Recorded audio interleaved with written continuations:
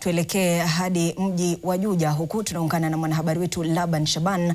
Atakuwa akiungana nasi kwa njia ya simu, naye atuchore taswira kamili. Iko vipi? Kaunti ya Nairobi ni mojawapo wa kaunti ambayo imeathirika sana, na barabara ya Thika Super Highway ndio imeathirika zaidi kwa sababu hakujakuwa na uchukuzi wa aina yoyote. Laban, iwapo unanisikia, good morning, na labda hali iko vipi katika mtaa huu wa Juja? Je, watu wamefika kazini na shughuli wanaziendeleza kwa njia gani?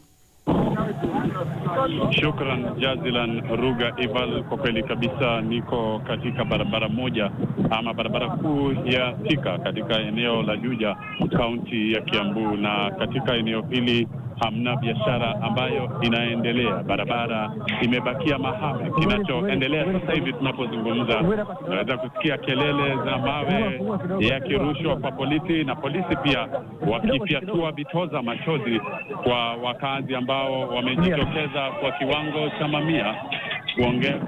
Na sasa hivi tunapozungumza, kweli nipo katikati ya wakazi, katikati pia ya polisi, na hali ni tete. Kuna wasiwasi mwingi sana. Polisi ambao hawajafika hata 10 wako hapa wanakabiliana na niwaite waandamanaji ambao wanapinga kupanda kwa bei ya mafuta kote nchini. Ni moja tu ya sehemu ambazo nimepitia katika barabara kuu ya Thika, kutokea katika eneo la Ngara, nikapita maeneo ya drive-in, baadaye nikaingia Githurai, na kufika Githurai mida ya asubuhi hali ilikuwa hivi. Biashara zote zimefungwa kwa hofu kwamba wakati wa maandamano kama haya biashara nyingi huingiliwa na majambazi na wengine ambao pia wanakuwa waharibifu. Ndio hali ya kuteta kuhusu bei ya mafuta ni haki ya kikatiba, na ni kweli kwamba katika taifa hili la Kenya bei ya mafuta imepanda zaidi ya Jumuiya ya Afrika Mashariki, ikizingatiwa kwamba inashangaza kwamba Kenya ina bandari na mataifa mengine ambayo hayana bandari yanapokea mafuta kupitia njia ya Kenya, lakini bei yao inakuwa chini.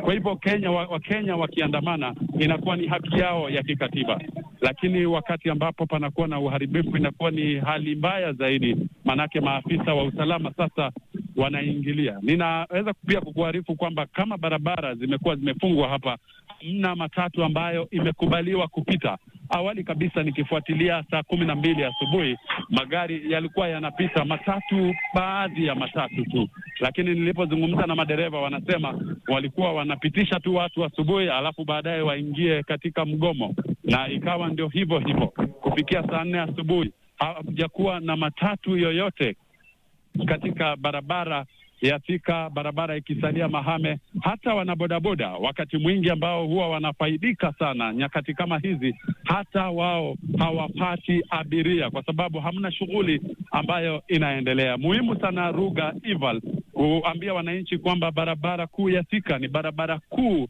nchini ambayo ni kiungo kikubwa kabisa kwa uchumi wa Kenya, ikizingatiwa kwamba inaunganisha maeneo pana ya Mlima Kenya, maeneo ya kaskazini na jiji la Nairobi, katikati ya kitovu cha biashara. Kwa hivyo shughuli nyingi zikisimama, mazao mabichi hayatoki katika eneo la Nyeri, Kirinyaga, Murang'a, Meru, hayawezi kufika sokoni katika masoko makubwa katika jiji la Nairobi, maeneo ya Githurai. Kwa hivyo inamaanisha kwamba shughuli nyingi zinasimama katika kipindi hiki cha maandamano. Kama hivi tunapozungumza, barabara zimefungwa, na polisi wanaposukuma hawa waandamanaji waingie katika maeneo ya makazi, waandamanaji hao wamekwisha washa moto barabarani, watu wasiweze kupita, na biashara nyingi zimekwisha fungwa, wengine kwa sababu ya hofu tu, kwa sababu zingine zimesalia tu vizuri, lakini wengine wamefungua, lakini wanafunga wakiona kumetulia,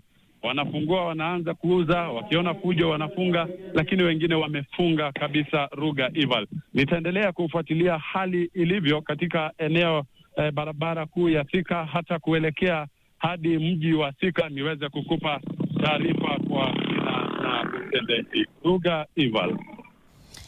Asante sana Laban Shaban. Bila shaka mtazamaji, hiyo ni sauti yake tukimpokea moja kwa moja. Kama niko sahihi, basi huu ni upande wa Juja pale karibu na barabara ya Kenyatta Road, akitufahamisha ya kwamba uchukuzi umegwama umegoma kabisa katika eneo hili. Basi